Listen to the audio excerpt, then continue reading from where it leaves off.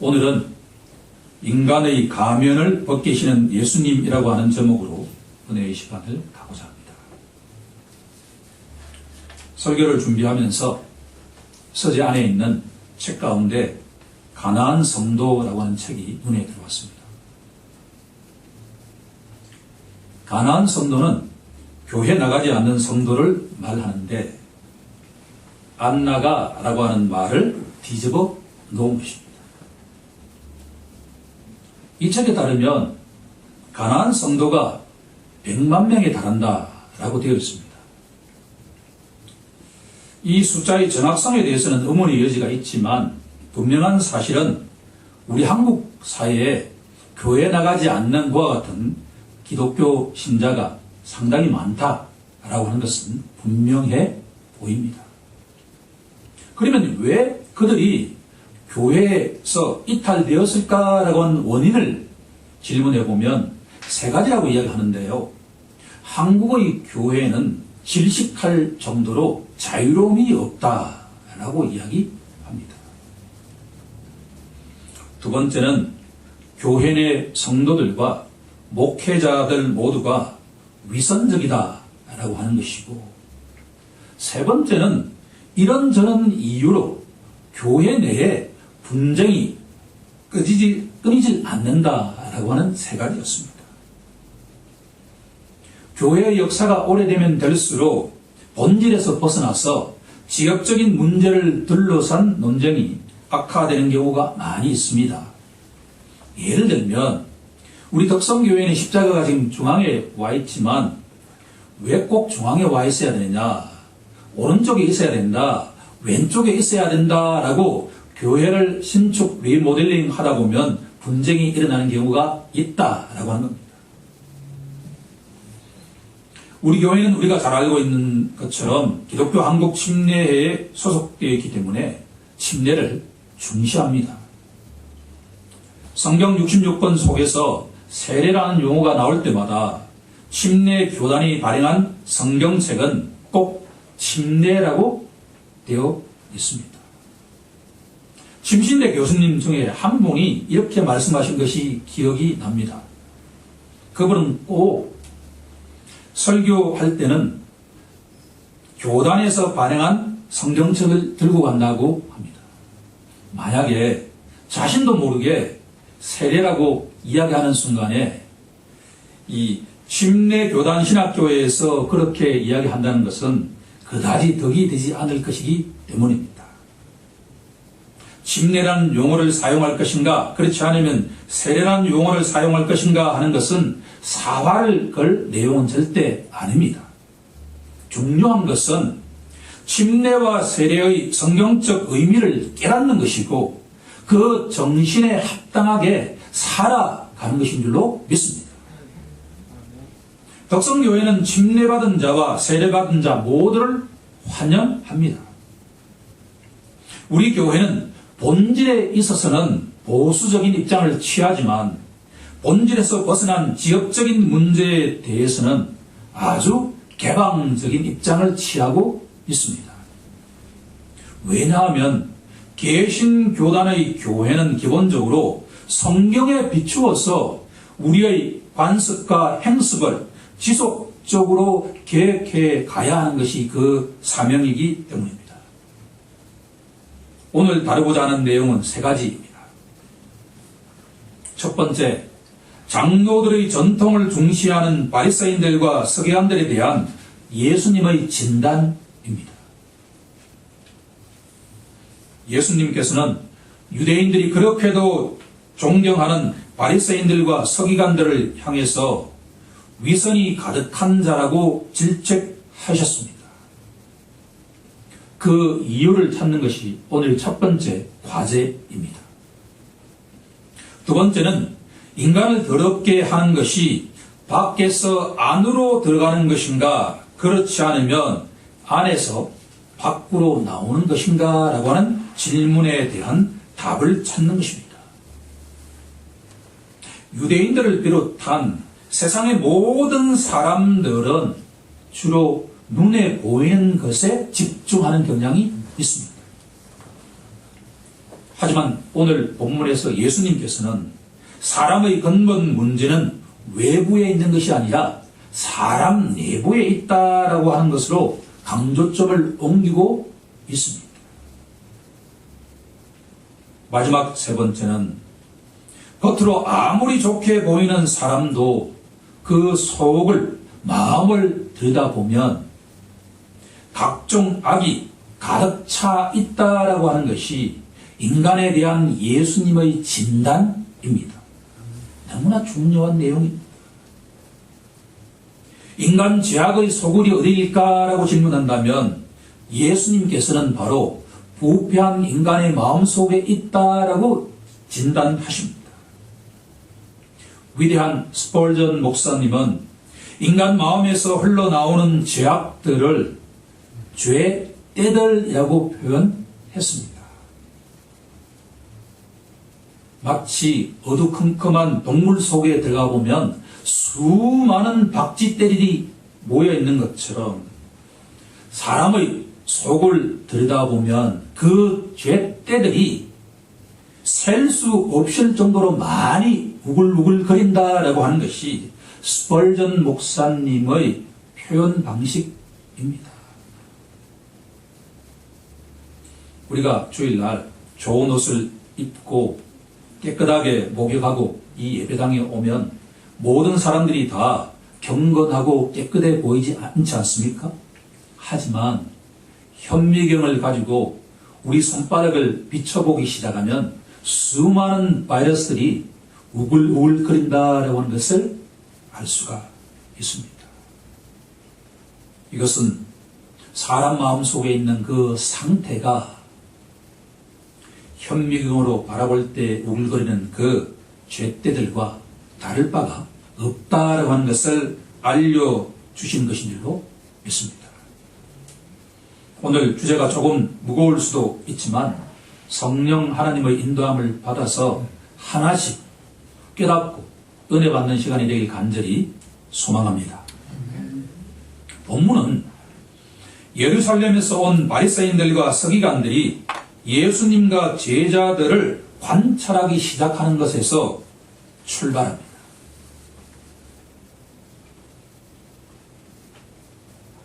그들이 관찰하는 가운데 하나가 딱 포착되었습니다. 예수님 제자 가운데 일부가 손을 씻지 않고 음식을 먹는 것을 발견했습니다.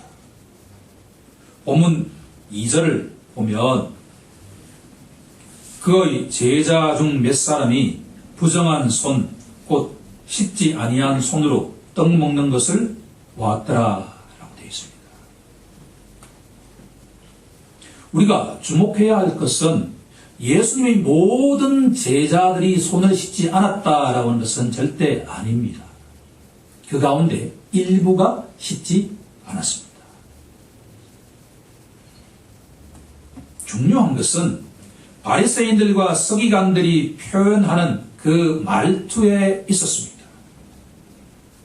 예수님은 제자들의 손을 부정한 손이다 라고 표현하고 있습니다. 여기에는 중요한 영적 의미가 들어가 있습니다.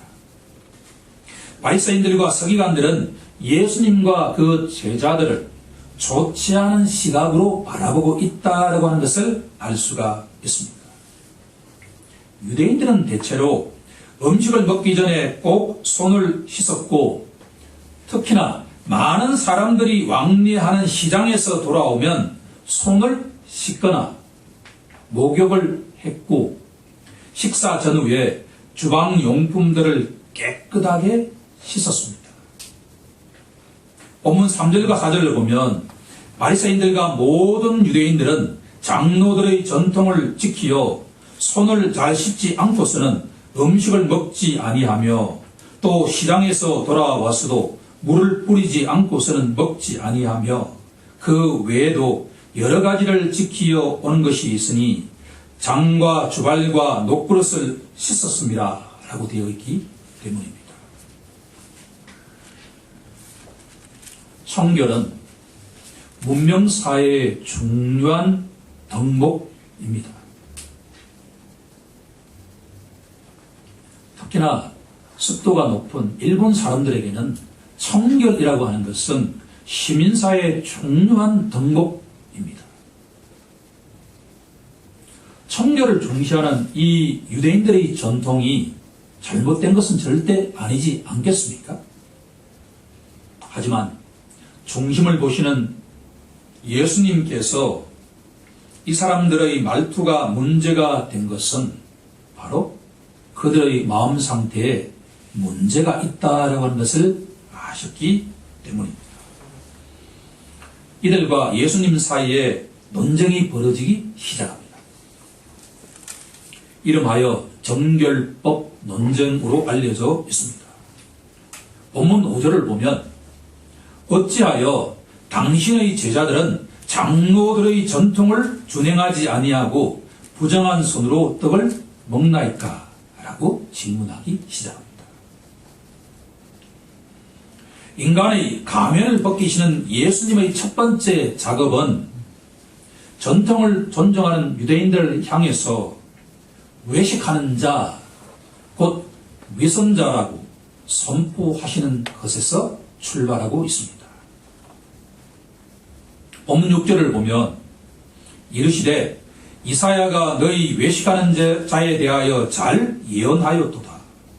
기록하였으되 이 백성이 입술로는 나를 공경하되 마음은 내게서 멀도다 라고 말씀하고 계십니다. 외식하는 자는 역사적으로 고대 그리스의 연극 배우를 가리키는 말입니다. 본문이 말하는 위선, 외식은 표리부동, 곧 겉과 속이 다른 것을 말하는 것입니다. 그러면 예수님께서는 왜 유대인들이 그렇게도 존경하는 바리새인들과 서기관들을 향해서 위선자라고 말씀하고 계실까요? 우리들은 이사야 선지자의 말씀을 도움받을 필요가 있습니다. 우리 함께 이사야서 29장 13절로 가보도록 하겠습니다.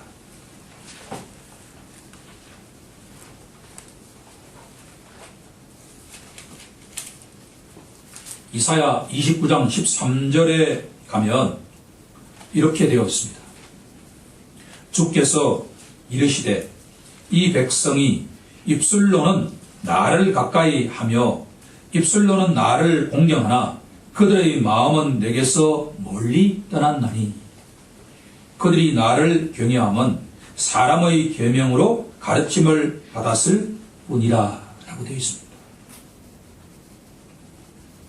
이사야 29장 13절의 앞부분은 이스라엘 백성들이 하나님을 입술로만 존중하고 그 마음이 떠났다라고 하는 것을 알려주고 있습니다. 이 말씀 앞에 내 자신을 비춰보면 혹시 진리의 말씀을 증거하고 선포하는 저 자신의 경우에도 과연 내 마음이 주님께 온전하게 향하고 있는가라고 하는 반성을 해 보았습니다. 이 말씀 앞에서 자유로운 신자는 한 사람도 없을 것입니다. 뒷부분은 이스라엘 백성이 하나님 말씀을 가르치고 있지만 실제로는 하나님 말씀이 아닌 사람들의 가르침에 따르고 있다라고 하는 것을 알려주고 있습니다. 이것은 역사와 전통이 오래되면 오래될수록 나타나는 현상입니다. 우리 교회는 기껏 2년밖에 되지 않았지만 10년, 20년, 100년이 되어 가다 보면 우리 교회의 나름의 역사와 전통이 있게 마련일 것입니다. 아브라함의 후손들인 유대인들은 장장 2000년의 역사를 갖고 있는 민족입니다. 그런데 이사야 선지자가 선포하는 것은 너희들이 하나님의 가르침을 따른다고 하지만 알고 보면 사람들의 가르침에 따르고 있다라고 진단하고 있다라고 하는 겁니다. 고르반, 헬라어로 코르반이라고 하는 단어가 어떤 의미를 가지고 있고 사용되고 있는가를 보면 당시의 유대인들이 얼마나 위선적인가를 알 수가 있습니다. 우리 다 함께 본문 11절을 합독해 보도록 하겠습니다. 시작. 너희는 이르되 사람이 아버지에게나 어머니에게나 말하기를 내가 드려 유익하게 할 것이 고르반 곧 하느님께 드림이 되어다투 하지만 하면 그만이라 하고. 본문에 나와 있는 것처럼 고르반은 하나님께 드리는 예물이 되었다는 의미를 가지고 있습니다. 당시의 유대인들은 하나님께 예물을 드리지 않고서도 고르반이라고 외치기만 하면 하나님께 예물을 드리는 것이 되었습니다. 흥미롭지 않습니까? 실제로는 부모님을 봉양하지 않으면서도 고르반이라고 말만 외치면 내 부모를 공경하라는 십계명의 말씀의 의무에서 면제된다는 것이 당시의 풍습이었습니다. 이것이 바로 장로들의 전통이었다라고 하는 겁니다. 2000년 역사를 가진 아브라함의 후손들의 행습, 전통이라고 하는 것이 내 부모를 공경하라는 그 말씀대로 살아가는 것이 아니라 코르반이라고 외치기만 하면 종교적 의무에서 해방될 수 있다라고 믿고 실천했던 것이 당시의 간섭이었다. 이 말씀의 거울 앞에 나아가면 두려움으로 작동하기 시작합니다.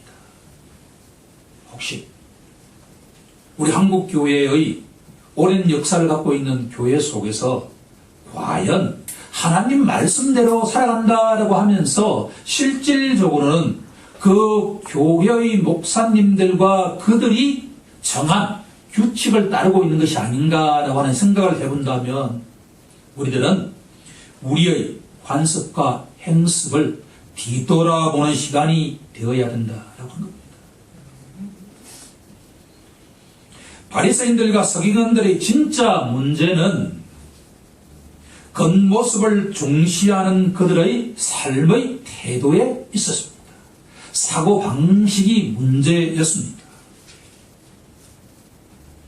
그들은 토라가 금하는 음식을 먹지 않고 더러운 손과 주방용품을 깨끗하게 씻기만 하면 거룩한 삶을 산다고 생각했다는 것에 문제가 있었다라고 하는 겁니다. 장로들의 전통을 잘 지키기만 하면 하나님 앞에서 거룩한 자로 살아갈 수 있고 인정받을 수 있다라고 그들은 생각했습니다. 이제 본문의 전체적인 배경이 보다 분명해지지 않습니까? 청결을 중시하는 것이 잘못된 것이 아니라 청결을 통해서 유대인들은 거룩한데 예수님과 그 제자들은 부정하다라고 생각한 거기에 문제가 있었다라고 하는 겁니다.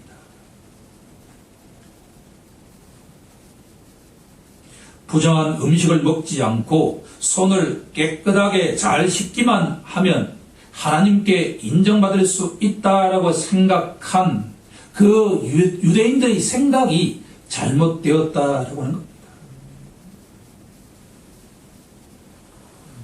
예수님께서는 이제 눈에 보이는 것이 아닌 눈에 보이지 않는 것, 곧 인간의 내부로 우리의 관심을 돌리고 있습니다. 다 함께 본문 15절, 16절을 합독해 보도록 하겠습니다. 시작. 무엇이든지 밖에서 사람에게로 들어가는 것은 능히 사람을 더럽게 하지 못하되 사람 안에서 나오는 것이 사람을 더럽게 하는 것이니라 하시고. 이것은 중요한 논제가 아니겠습니까? 밖에서 사람 안으로 들어가는 것이 사람을 더럽게 하는가? 그렇지 않으면 사람 안에서 밖으로 나오는 것이 사람을 더럽게 하는가? 당시의 유대인들은 전자가 중요하다고 생각했습니다. 이것은 유대인들만의 문제이겠습니까? 외모를 중시하는 현대인들도 가장 중요한 것은 밖에서 안으로 들어가는 것이 중요하다고 생각하지 않겠습니까? 하지만 예수님의 진단은 사람을 더럽게 하는 것은 외부에 있지 않고 사람 내부에 있다라고 진단하십니다. 전체 문맥을 고려할 때 밖에서 안으로 들어가는 것은 손을 씻지 않고 음식을 먹는다는 것을 말하는 것이고, 안에서 밖으로 나오는 것은 도덕적인 부정을 의미하는 것입니다. 이 말씀을 무리들에게 이야기를 하셨을 때 아무도 그 말씀의 본질을 깨닫지 못했습니다. 14절을 보면 너희는 다 내 말을 깨달으라고 말씀하셨지만, 18절을 보면 제자들을 향해 너희도 이렇게 깨달음이 없느냐고 책망하시기 때문입니다. 이렇게 오늘날처럼 화려한 엔터테인먼트가 우리 삶을 지배하고 있고 풍요로운 시대를 살아가다 보면 우리 모두가 중심을 보기보다는 외부에 도움이 되는 것에 집중하는 경향이 있게 마련입니다. 예수님 말씀의 핵심 포인트는 무엇이든지 밖에서 안으로 들어가는 것이 사람을 더럽히지 못한다는 것입니다. 그 이유가 무엇일까라고 질문하면 19절에 그 답이 있습니다. 이는 음식은 마음으로 들어가지 아니하고 배로 들어가 뒤로 나갑니다. 이는 이라는 뜻은 왜냐하면 이라고 하는 뜻입니다. 이 말씀을 읽으면 너무나 당연한 것 아닙니까? 음식이 입으로 들어가면 뒤로 배출된다라고 하는 것은 너무나 당연한 말씀인데, 그 가운데 제 마음에 깊게 공감적으로 다가온 한 단어가 있었습니다. 그것은 마음으로 들어가지 아니하고 라고 하는 단어입니다. 우리가 보기에 아무리 좋고 아무리 좋은 음식을 먹더라도 그것이 인간 마음에 근본적인 영향을 미치지는 못한다는 말씀입니다. 너무나도 중요하고 중요한 말씀입니다. 우리가 아무리 화려한 저택에서 아무리 좋은 음식을 먹는다 하더라도 그것이 일시적인 기분과 일시적인 건강에는 도움을 주지만 인간 마음에는 근본적인 영향을 미칠 수 없다라고 하는 것이 예수님의 진단입니다. 예수님 보시기에 가장 중요한 것은 사람의 마음입니다. 마음은 인간 내면의 가장 깊은 영역을 말합니다. 신약 성경이 말하는 마음은 용기와 판단과 계획과 의지와 영적이고 도덕적인 행동이 뿌리내리고 있는 장소를 말합니다. 성경이 말하는 마음속에 인간의 모든 생각과 의지와 그 모든 것들이 나오는 원천이자 셈이다라고 하는 것입니다. 솔로몬은 그 유명한 잠언서 4장 23절에서 너희가 지킬 것 가운데 가장 중요한 것은 바로 사람의 마음이다 라고 알려주고 있습니다. 이제 오늘 본문의 거의 결론에 와 있습니다. 사람의 마음에서 나오는 것이 바로 생각입니다. 본문 21절을 보시면 속에서 곧 사람의 마음에서 나오는 것은 생각인데 그 생각 속에 형용사가 하나 붙어 있습니다. 바로 악한 생각이다 라고 되어 있습니다. 오늘 말씀 가운데 가장 중요한 한 구절을 뽑으라고 한다면 사람의 마음에서 악한 생각이 나온다라고 하는 것입니다. 이것이 예수님이 진단하는 사람에 대한 본질이다라고 하는 겁니다. 제가 지금까지 많은 이런저런 책을 읽고 들었지만 이 말씀보다 더 인간에 대해서 가장 본질을 터치하고 있는 말씀은 없습니다.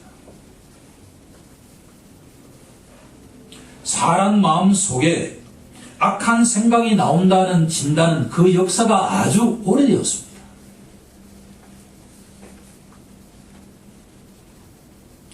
창세기 6장 5절로 올라가게 됩니다. 인간 역사의 가장 처음에 하나님께서 이렇게 선포하십니다. 여호와께서 사람의 죄악이 세상에 가득함과 그의 마음으로 생각하는 모든 계획이 항상 악할 뿐임을 보시고, 성경은 성공을 말한다는 말씀이 정확하다는 것을 확인할 수가 있습니다. 예수 말씀은 이미 구약 성경에 선포된 말씀을 새롭게 정리하면서 우리에게 요약하고 계십니다. 마음에서 나오는 악한 생각은 온갖 죄악을 낳는 셈입니다. 21절, 22절은 악한 생각의 목록을 우리에게 제시하고 있습니다. 곧 음란과 도둑질과 살인과 간음과 탐욕과 악독과 속임과 음탕과 질투와 비방과 교만과 우매함이라. 이 12가지 악의 목록수가 12가지입니다. 성경에서 12이라고 하는 숫자의 상징적 의미를 생각하고 보면 여기는 아주 많은 의미가 들어가 있습니다. 구약의 12지파, 신약의 12사도, 즉 12이라고 하는 숫자의 의미는 그 수가 셀 수 없을 정도로 많다라고 하는 의미를 가지고 있습니다. 사람의 부패한 마음에서 나오는 악한 생각은 셀 수 없을 정도로 그 수가 많다. 스펄전 목사님께서 죄 떼들이라고 표현한 것은 너무나 정확한 표현이라고 하지 않을 수가 없습니다. 일찍이 예레미야 선지자는 17장 9절에서 만물보다 거짓되고 심히 부패한 것은 마음이라 누가 능히 알리오마는. 선지자께서 예통해 하신 것은 사람 마음이 부패했다는 것을 아는 사람이 아무도 없다.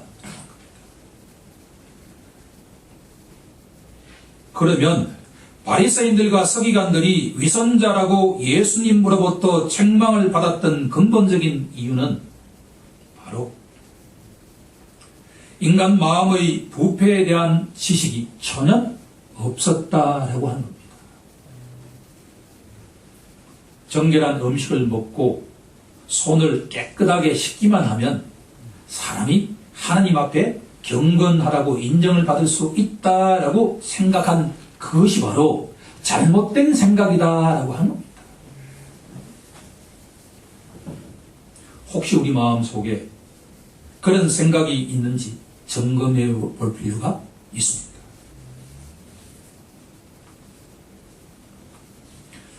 사람의 정함과 부정이 외부에 있다고 본 유대인의 전통은 비성경적입니다. 진단이 잘못되면 그 처방도 절대로 바를 수가 없습니다. 그러면 예수님께서 이 본문을 통해서 우리에게 던지는 중요한 메시지는 사람의 변화는 부패한 마음의 변화에서 시작되어야 한다라고 하는 겁니다. 마음의 변화가 없는 그 어떠한 시도도 작심삼일에 그친다라고 하는 것을 알 수가 있다라고 합니다. 이제 오늘 말씀의 결론을 내려보고자 합니다. 부패한 마음을 회복하기 위한 처방전을 우리는 어디에서 찾아야 하겠습니까?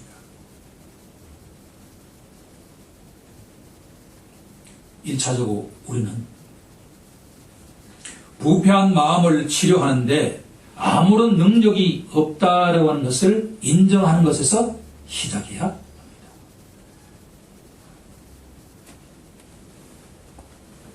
하지만 우리에게 소망은 누가복음 18장 27절에서 찾을 수가 있습니다. 무릇 사람이 할 수 없는 것을 하나님은 하실 수 있느니라. 아멘. 긍휼이 풍성하신 하나님께서 부패한 마음을 치료할 수 있는 위대한 의사를 우리에게 보내주셨습니다. 그분은 우리가 지금도 믿고 의지하는 주 예수 그리스도 그분입니다. 주님이 사랑하시는 성도 여러분, 모든 죄악의 근원인 마음을 치료할 수 있는 유일한 비책은 우리 마음에 임하시는 하나님의 은혜뿐입니다. 예수님께서 이 땅에 오신 것은 부패한 마음을 수술하기 위해서 이 땅에 오셨습니다. 이 수술을 집도하시는 분은 천지 창조 때 수면 위에 운행하신 성령 하나님 그분입니다. 그분께서 우리의 부패한 마음을 수술대에 올려 놓으시고 새로운 마음으로 수술하시게 하시는 분이 하나님의 구원 계획입니다. 이 세상에서 들을 수 있는 최고의 좋은 소식, 즉 복음은 예수 그리스도의 십자가 보혈을 통해서만 인간의 부패한 마음을 치유할 수 있다라고 하는 소식. 마가복음 2장 17절은 이렇게 증언하고 있습니다. 나는 의인을 불러 온 것이 아니요 죄인을 불러 왔노라. 우리 모두 예수님 앞에 나아가서 십자가 보혈의 수술대 위에 자기의 마음과 영혼을 온전히 맡기고 새로운 피조물로 탄생되길 우리 주 예수 그리스도 이름으로 간절히 축원하옵나이다. 아멘.